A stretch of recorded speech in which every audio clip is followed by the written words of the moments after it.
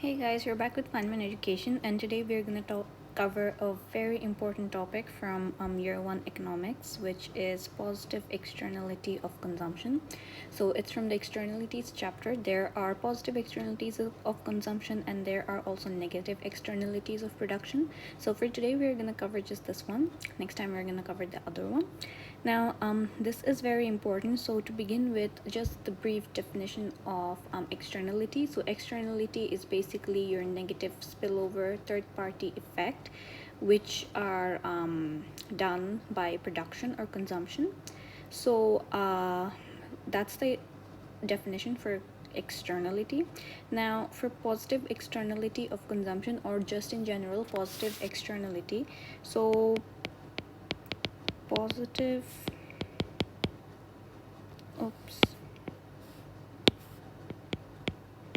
externality occurs when my social benefit is greater than my private benefit. So this happens when social benefit is greater than private benefit of consuming a certain product in the economy. All right. So an example can be getting vaccinated. An example can be getting educated as well. So these have positive externalities of consumption, because if you get vaccinated, you're just not protecting yourself against the disease, you're also minimizing the spread of the disease. So the wider society is also being benefited. And for education, if you are getting educated, it's not just you who's getting a good paying job. You can, if you're getting educated and you're becoming a doctor, you can treat people and treat the wider society from any sort of diseases, and that has a greater social benefit than just you being a doctor itself. So this is what positive externality of consumption essentially means. Now we are going to cover one of the questions from externalities of consumption, the positive ones. But before that, it's very important that you understand the diagram. There are two diagrams basically that you have to know. So one of them is for positive externalities of consumption, or positive consumption externality. So the welfare loss that happens, or the welfare gain that could have happened if you were operating at the socially optimum level of output. So this diagram is pretty important. So let's get right into it. Excuse my bad drawing. So the y-axis is our output, the x-axis is our price or cost, whatever it is. Now first of all, we are going to draw the marginal private cost and marginal social cost graphs. So for this part, it is assumed that marginal social cost is equal to marginal private cost, and benefits, the social benefits, are different. So the assumption is marginal private cost will be equal to marginal social cost, right?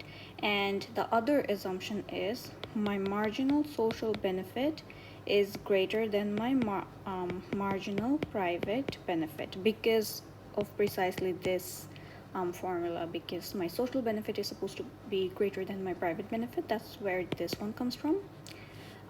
Okay, so let's change colors. Now my marginal social cost equals marginal private cost. Cost curves are like my supply curves, so they will be upward sloping. For example, this is my marginal social cost equals marginal private cost, right? Now I am assuming that my marginal social benefit is supposed to be greater than my marginal private benefit, right?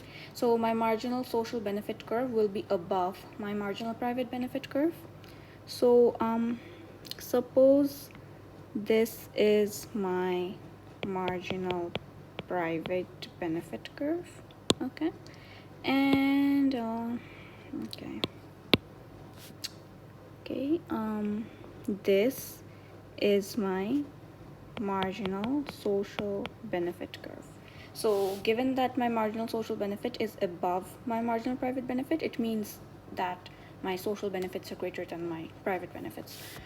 Right now, you know from your classes, of course, that the socially optimum level of output is where marginal social benefit equals marginal social cost, right? So my socially optimum level of output from this diagram will be somewhere like here, because this is the point where my marginal social where my marginal social benefit equals my marginal social cost. So your socially optimum level of output will be where your social benefit is equal to your social cost. So benefits equals cost, somewhat like demand equals supply.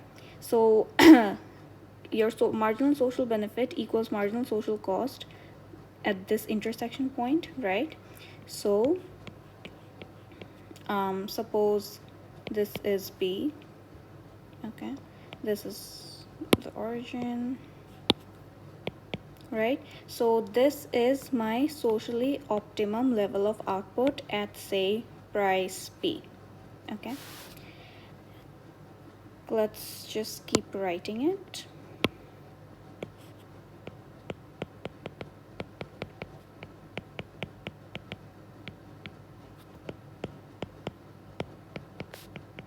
So OB. All right, but because we as individuals do not account for the socially optimum level of output, my in a free market, the equilibrium output, so my free market output will be where my marginal private benefit equals my marginal private costs. So that is this equilibrium, because this is the point where C, marginal private benefit equals marginal private costs. So let's call it A, let's call it B1. So my marginal private my free market equilibrium level of output is OA. So as we can clearly see that there is this gap in output. So basically in a free market, this good which generates positive externality of consumption is being underproduced at OA, whereas the socially optimum level of output is OB, right? So at this point, at the point OA, you draw this vertical line which touches your MSB, and this is a triangle. Okay, this is the shaded region. This is a triangle. We could call it, I don't know, CDE, right? So while my economy is producing at the free market level of output, which is OA, there is a welfare loss that is happening because of underconsumption of that certain good, and that welfare loss is equal to this triangle CDE.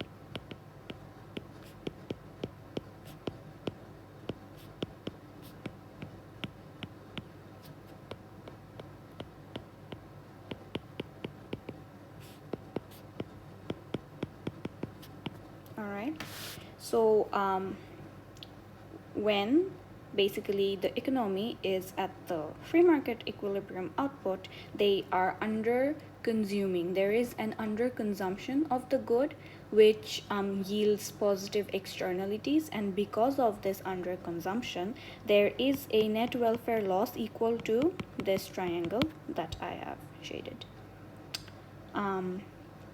So basically that's all that you need to know in theory, and let's go on to a question answer now, right? So this diagram can be a little tricky, and you could mix it up with the negative externalities of overproduction diagram, but just bear with me and keep this in mind, and we will go through the other one next time. So let's go over the question, a 20 marker. So this 20 marker is basically evaluate the private benefits and external benefits of education. Okay, so evaluate the private and external benefits of education. Okay, so the theory part is pretty easy, you already know, and you just have to draw this diagram and you will be good to go. So firstly we will define so this is basically a consumption externalities question. So firstly we will define private benefits. So private benefits,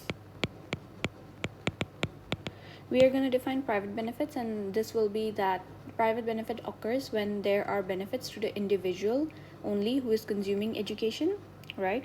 So the person who is consuming education, the benefits to him are the private benefits. Then we can define external benefits.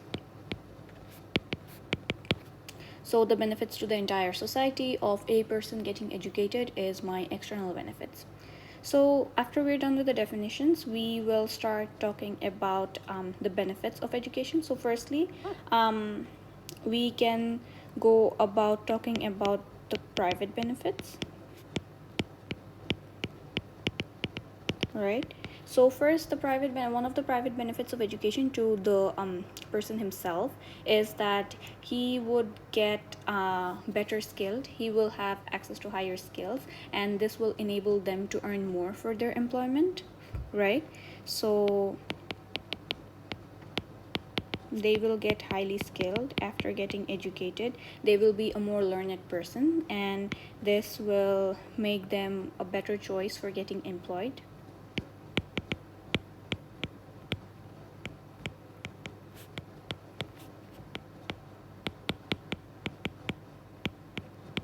Right. The second advantage may be that they will have higher general income over their lifetime because they have, higher education and higher skills, and this will raise their standards of living.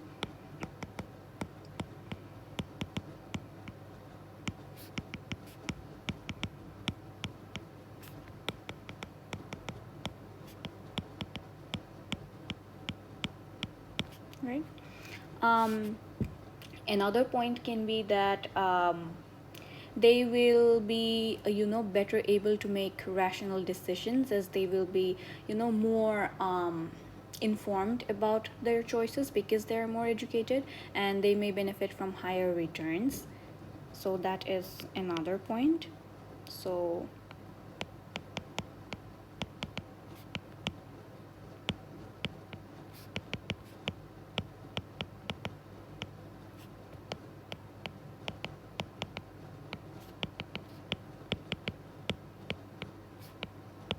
right.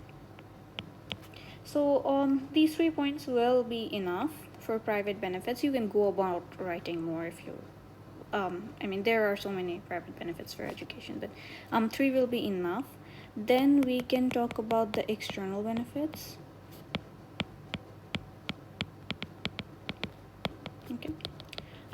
So the first external benefits, we would say education has external benefits as well, which are benefits to third parties, not considered by those who not considered by those in the transaction, but then we defined it above, and then we will go about talking about them. So we could say, for example, when someone is educated and becomes a doctor, they will treat people, and this will benefit the entire society from their education because they will be receiving proper treatment or right treatment, as I have said in the previous example. So for example,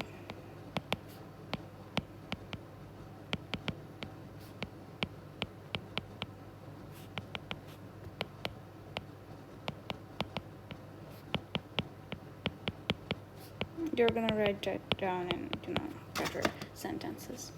And the next point might be that when someone is educated and they might become a teacher, and students will benefit from, better education and better high quality education. So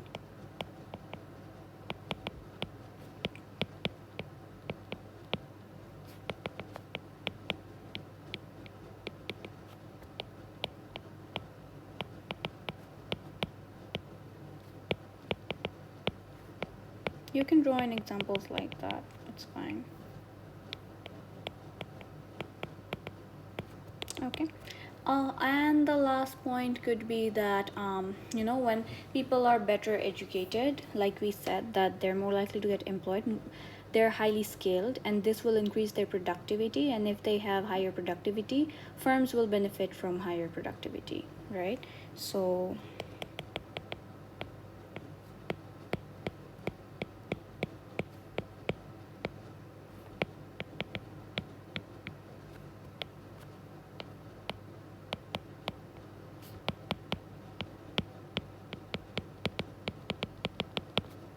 okay.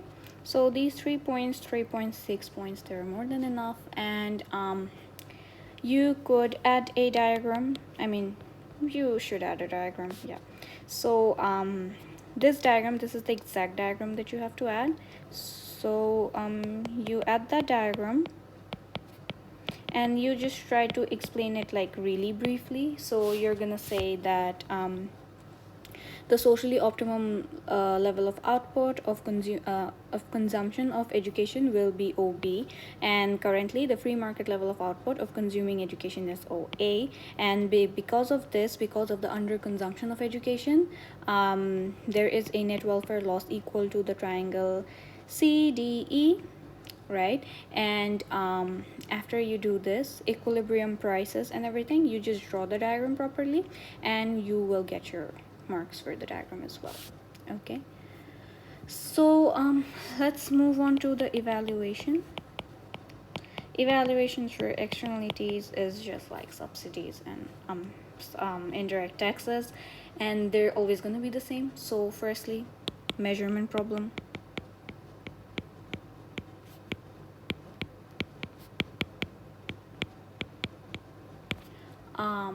It is difficult to measure the right size of the external benefits that education is yielding. So we do not know, the amount of social benefits, or the amount of the amount by the we do not know the amount by which we have to increase um, consumption of education. The exact amount we don't know, because it is difficult to measure the size of the external benefits, right?